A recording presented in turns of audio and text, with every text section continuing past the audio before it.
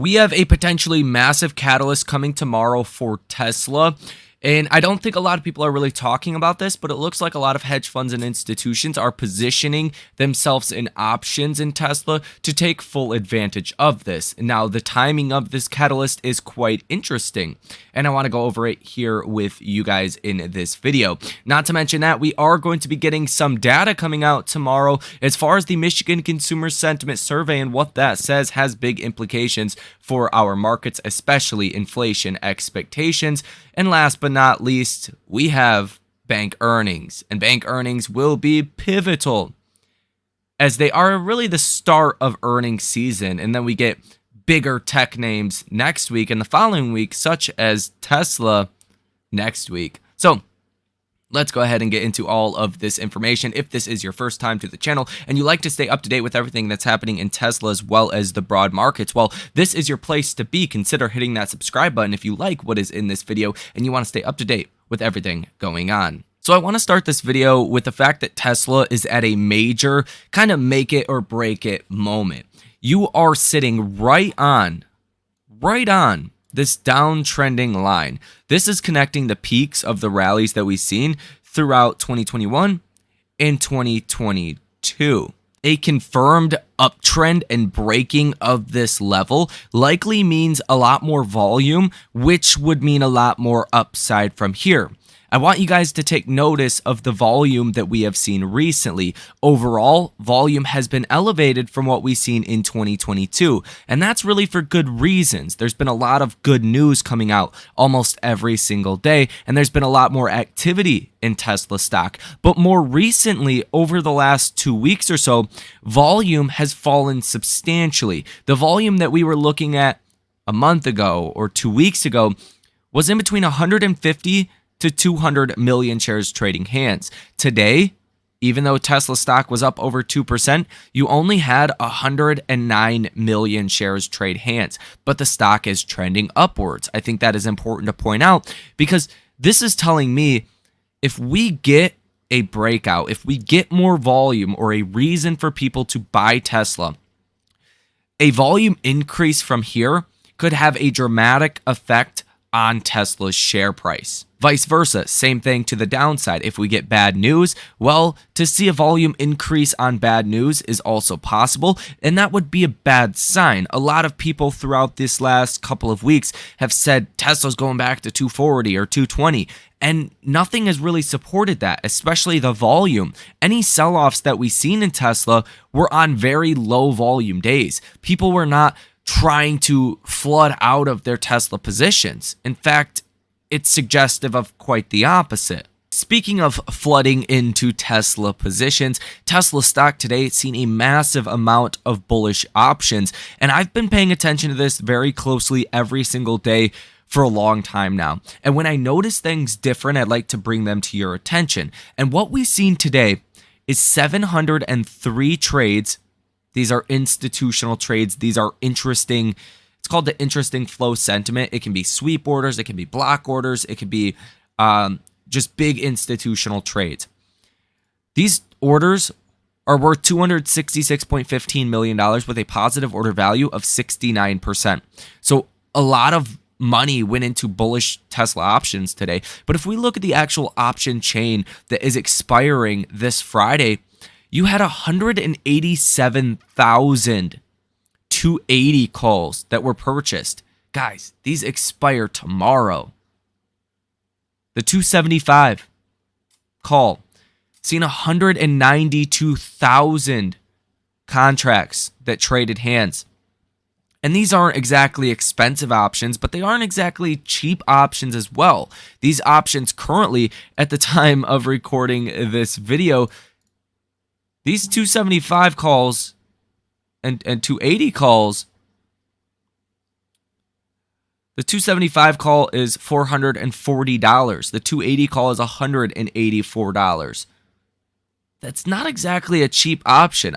It would make sense if this was like the $300 call and these options are $8. Well, quite the opposite. They're very expensive.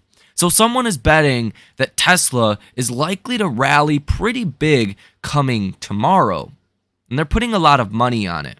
that had me thinking today, what is happening with Tesla tomorrow? Is there a potential catalyst? And in fact, there is. So Elon's new business, XAI, we talked about this in yesterday's video. Go ahead and watch that video if you have not already. But I'm essentially making the argument that if you could have a language model in Teslas that could translate essentially in real time information like a GPS, where it says, hey, there's a stop sign, stop here, or it says stop sign's green or red. You know how GPS is, it's very good. If you could mix that data in real time with Tesla, you could completely eliminate the problems with full self-driving. Obviously, this wouldn't happen overnight, but it could happen pretty soon. Tesla could be on the path to solving level 4 or level 5 full self-driving, as Elon said just 8 days ago, that we could see that by the end of this year. I think this Twitter space tomorrow with XAI and Elon could have some big implications for Tesla. Now, I want you to pay attention to the time on this as well.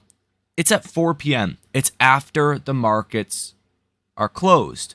Now, obviously, there will be after hours and all of that, but this is after regular trading is closed. Now, why? I think to myself, why? Why at 4 p.m.? A lot of the Twitter spaces he's done in the past are at like noon or 1 or 2.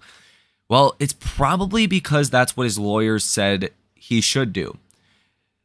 Elon has lawyers that go over all of his tweets he puts out, that monitor everything he does for obviously good reasons. He's been sued more times than most people. So I find this interesting that it's happening at 4 p.m. because if it's happening after markets are closed, then it's really hard for anyone to make the argument that he manipulated Tesla's share price or said something that he shouldn't have that could have affected Tesla, because the markets are closed. That creates a lot less of that potential uncertainty as far as a potential lawsuit is concerned. So I find it interesting that this is coming out at 4 p.m. tomorrow. And I think it's something you guys should also pay attention to in conjunction with the very bullish option trades that we've seen today, and Tesla that was green today that is at a really make it or break it moment. I think if you mix all of these things together, there's a very compelling case for tomorrow could be a very big day for Tesla stock, but more specifically in after hours tomorrow. As I also reported to you guys earlier as well, the dollar amount that is currently sold short in Tesla stock is almost $26 billion. And this is a problem heading into even next week where you're going to get Tesla's earnings. So Tesla's earnings are on the 19th. That is going to be on Wednesday. So tomorrow, Monday, and Tuesday, 3 days that hedge funds and institutions have to reduce or add to their short positions. Now, logically speaking, if you are betting against Tesla, which these shorts have been doing, even heading into Tesla's delivery numbers, the last big catalyst, well, everyone was wrong. All analysts were wrong. Tesla stock rallied 7% that day. Short sellers lost almost $3 billion. Does it make sense to be short in Tesla heading into Tesla's earnings? Probably not. So tomorrow could be a big day for that reason, on top of the other reasons that we have talked about so far here in this video. Lots of evidence to support tomorrow could be a big day for Tesla stock. Now, if you guys want to come trade with me live in real time every time I make a trade, link down below in the description of this video. That is not a trading alert kind of thing. You're not going to get text on your phone, but you can actually come talk to me.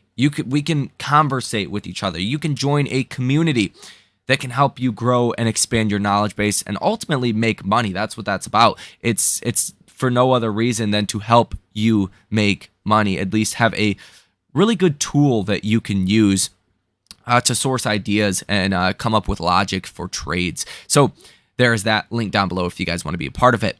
Now, in terms of the broad markets, tomorrow at 10 o'clock in the morning, so 1 hour after markets do open, you're going to get the Michigan Consumer Sentiment Survey for July. Now, this survey has been going on for 65, 70 years now. So it's something the markets pay very close attention to. Even trading economics has this highlighted in red as a major volatility catalyst. And that's because it gives you a lot of information about how the consumer is feeling. Typically, if the consumer is not feeling well or the consumer is feeling better, right, the sentiment is improving, that can kind of tell you if they're spending more money, if they're not planning to spend more money. There's a lot of nooks and crannies of detail that comes out of this report.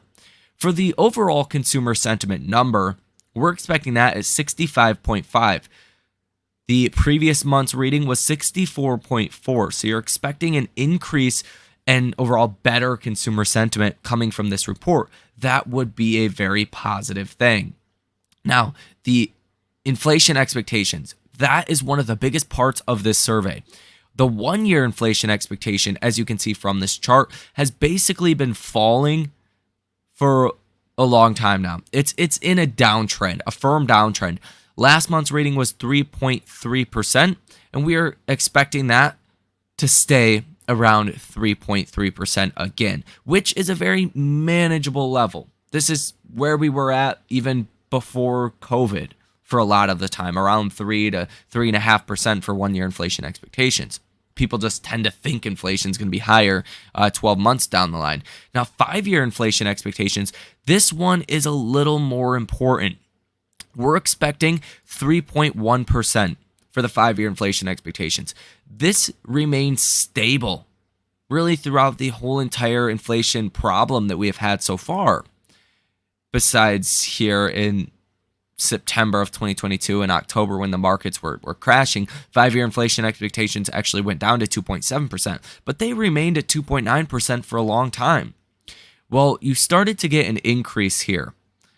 In April of 2023, they rose to 3%. In May, they rose to 3.1%, and in June, they fell to 3%. And now, you're expecting that to climb again to 3.1%. So if you break out above 3.1%, markets are going to have a huge, huge problem. Because, I mean, this is the highest level you've been at in the last 10 years alone. But if we look at the last 25 years, only during, or right before, I should say, the global financial crisis, did you see 5-year inflation expectations above 3.2%. And they hit 3.4%. And then all hell broke loose in the markets, obviously global financial crisis, and it came right back down. So if you do get an unexpected rise tomorrow, that possibly could be a cause for concern for the broader markets. An even bigger cause for concern could be around bank earnings. Now, Friday, meaning tomorrow, pre-market, we're going to hear from JP Morgan, United Health Group, Citi, Wells Fargo, Ericsson, State Street, and BlackRock. Now, the biggest banks here, obviously JP Morgan, Citi, Wells Fargo, but BlackRock and State Street are also important fiduciaries. They manage a lot of money, right? Trillions of dollars worth of assets. And we've already gotten some warning signs from other banks that their revenues have plummeted, including KeyBank and another one. A couple of them have smaller regional banks, though, have indicated to expect revenues to basically fall off a cliff. If that were to happen with these banks, that would be a big problem. Now, I'm not expecting that to happen. That's not my base case. My base case is probably for decent or okay earnings. But at this point on, it's no longer about seeing weakness in the markets. Investors are not going to want to see that. Inflation is coming down. Your year-over-year inflation reading is 3%. That's a level we can live with. Your month-over-month is 0.2%. That's 2.4% annualized. Your core month-over-month is 2.4% annualized, 0.2% month-over-month. These are numbers we can live with. That's fine. It's going to take some time to get inflation down. But the main concern that the markets could have from here, the reason why the markets would fall from here essentially, is if earnings were bad. And if bank earnings are bad, it's not going to be a good thing. it's going to have bad implications for big tech earnings, which have much larger weights in the indexes, which could bring down the entire index. Now, last but not least, as you guys know, Q2 ended on June 31st. So you've seen some of the 13F filings coming out in July. And so far, it looks like hedge funds and institutions have increased their allocation to Tesla. They have added a lot of new positions, or at least added to their existing positions. As you can see, all of these firms that you could see listed on this page have either added to their positions, or in the green, these green ones are brand new positions. So there's been a lot of buying of Tesla. Some smaller firms have sold out, but by and large, you're seeing a lot of new positioning in Tesla. Firms, buying 100% more of Tesla, or adding to their positions 200% worth of Tesla. Some firms selling out, but a lot of firms that are adding to their positioning, which is another good sign for Tesla, especially heading into Tesla's earnings. So to wrap this video up, to really summarize all of this information, I think tomorrow could be a big day for Tesla based on one part, just Tesla's earnings coming next week. There's, again, 3 days left for hedge funds and institutions to add or reduce their exposure heading into Tesla's earnings. You're sitting at the highest level of shares that are sold short in the past 2 years. This means that there's a lot of money on the line. If they are wrong, again, on Tesla's earnings, just like they were wrong with Tesla's delivery numbers. And that's just on a risk to reward basis, a move or a bet that you do not want to make. You don't want to bet against Tesla. That is usually a bad move. Now, on top of that, again, we have that call with Elon and XAI at 4 p.m. tomorrow. And you've seen a lot of bullish positioning in options leading up until that today and likely tomorrow. You're going to see a lot of bullish options, a lot of bullish positioning from hedge funds and institutions, likely because Elon's going to announce some kind of collaboration with Tesla and likely enhancing full self-driving a lot faster than what we expect. That could lead to licensing of full self-driving a lot faster. That could lead to mass adoption of full self-driving a lot faster. At the same time as all of this, Tesla, really on a technical basis, is at a make it or break it kind of moment. But besides just Tesla, we're going to have Michigan consumer sentiment coming out tomorrow morning, and that has big implications for the state of the economy and also bank earnings, which have big implications for not only the economy, but for the rest of earnings season. Historically speaking, if banks have bad earnings, the rest of the markets tend to have bad earnings as well. So that is going to do it for this video. That is everything you guys need to know that we did not cover in the last video. Really, heading into tomorrow could be a massive, massive day. Hit the like button and subscribe to the channel if you made it to the end of this video and you like what my perspective is and you want to stay up to date with future videos. That's free 99 to do so. Check out the links down below in the description of this video. Again, if you want to come trade with me live in real time, link down below as well. Check out the link for merch as well as the link to get yourself some free money. Free money doesn't come around all too often. Sign up for Webull, deposit $1, get yourself 15 free stocks. It's a win-win for everyone involved. You throw a couple free stocks my way, it helps support the channel. Thank you for doing that in advance. You guys enjoy the rest of your day or night, and I will see you in the next one.